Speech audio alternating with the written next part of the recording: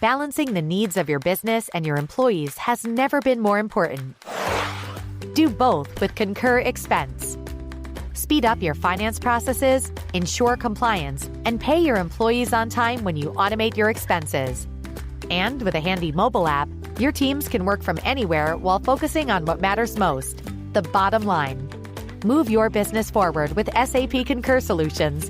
Visit concur.com to learn more. This is Science Quickly. I'm Andrea Thompson, editor for Earth and Environment. And I'm Jeff Delvicio, chief multimedia editor. And today we're talking El Niño. Because it's back.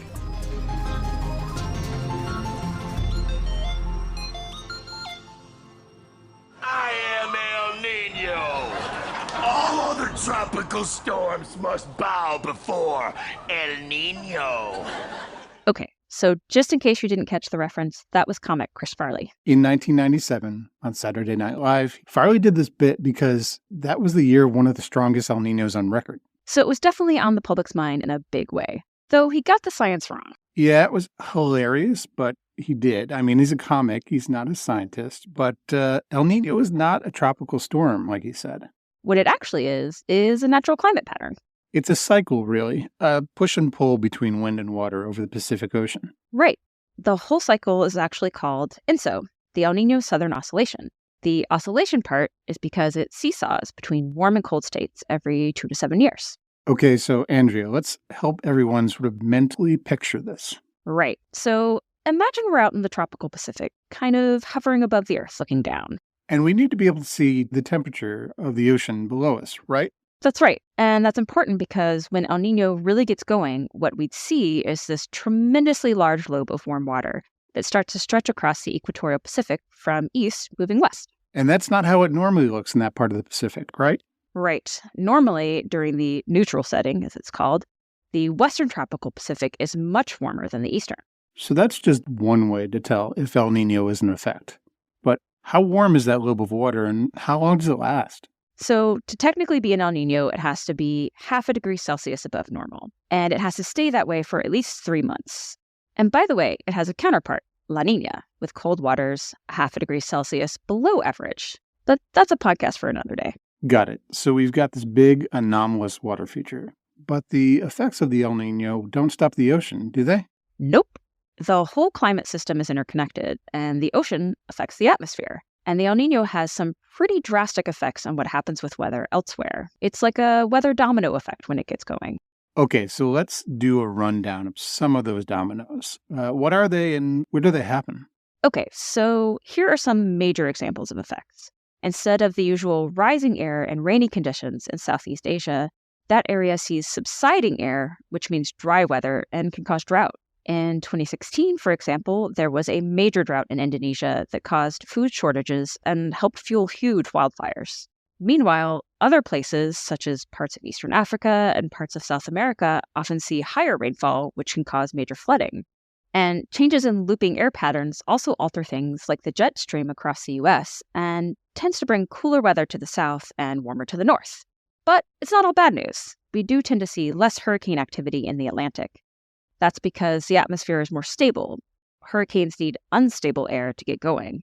But this year, there are also super warm ocean waters. That's like hurricane fuel. And it's hard to know which influence will win out. So TBD on that one. Wow, that's like a global weather monkey wrench. But, you know, the reason we're talking about this today on the podcast is because the Niño is here. So, news you can use time. What might we expect from this one? So that's really tricky to forecast. But right now, there are slightly better than even odds that this event will develop into a strong one. It should build in strength in the coming months, and typically El Niños peak in the Northern Hemisphere winter. And strength is important because we have more confidence we'll see certain effects when it's stronger. But nothing's a guarantee. A strong event in 2016 didn't bring needed rains to Southern California as one in 1998 did. So we're mostly talking about weather there, but how is it going to affect global temperatures? Things are already getting warmer with climate change. Does El Niño add to that? Take away? Unfortunately, an El Niño would add to the heat for sure. They always bump up the global average temperature and can frequently set yearly heat records. 2016, for example, is still the hottest year on record thanks in part to the major El Niño that year. But really it's adding on to the background global warming signal. For example, 2016 was half a degree Celsius warmer than 1998, and at the time, 1998 was far and away the hottest year on record. Given El Niño and a good chance it will be strong, there's also a good chance we'll see a global heat record this year or next. Well, more heat on top of our already hotter world ain't great. But honestly, knowing how El Niño works shows in a pretty profound way that everything in the Earth's climate is really connected. Yep, that's right. This change in the ocean and air thousands of miles away from where you live will affect your weather in the coming months. And once you know it, you can prepare for it. And to help you do that, here are some sites you can go to track how Niño-ish this one is getting. We'll leave links in the show transcript. So there's the Climate Prediction Center at NOAA. That's the National Oceanic and Atmospheric Administration. And it puts out weekly and seasonal forecasts. And Columbia University has this group called the International Research Institute for Climate Society. They have an El Niño forecast, so you can know if it's coming before it gets going, but you can also track it as it goes too. And if you live in the Southern Hemisphere, Australia's Bureau of Meteorology is a great one to hit up.